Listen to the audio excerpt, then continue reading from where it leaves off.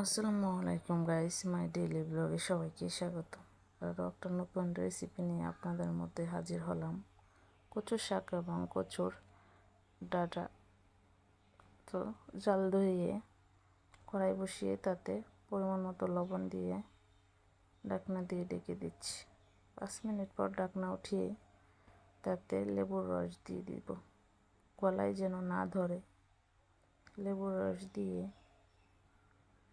আরও একবার নাড়িয়ে দেব।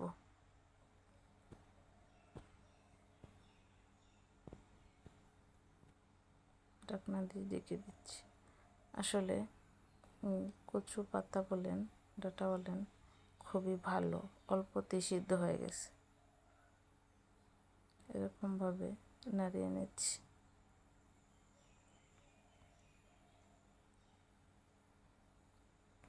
নামিয়ে নিচ্ছি, হয়ে এসেছে।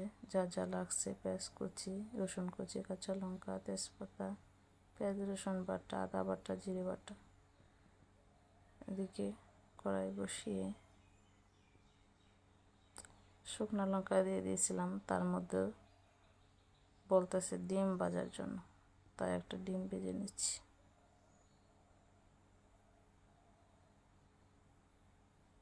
ডিম উল্টে পাল্টে নিচ্ছি। তো ডিম হয়ে এসেছে, নামিয়ে নিচ্ছি। পেঁয়াজ কুচি, রসুন কুচি, শুকনো লঙ্কা একে একে সবগুলো দিয়ে দিচ্ছি। তো দিয়ে নাড়াচাড়া করে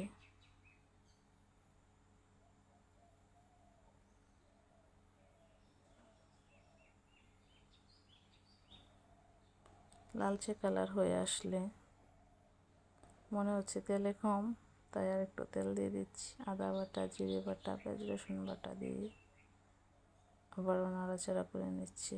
মিশিয়ে তাতে সামান্য একটু পানি দিয়ে দেব।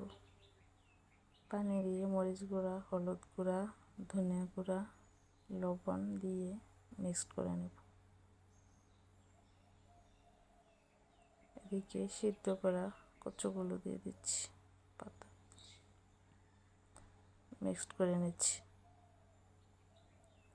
আসলে এই শাকটা খেতে অসম্ভব ভালো লাগে আমার কাছে।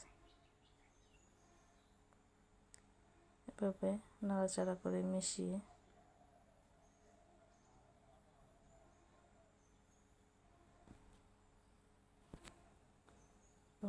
নিচ্ছি।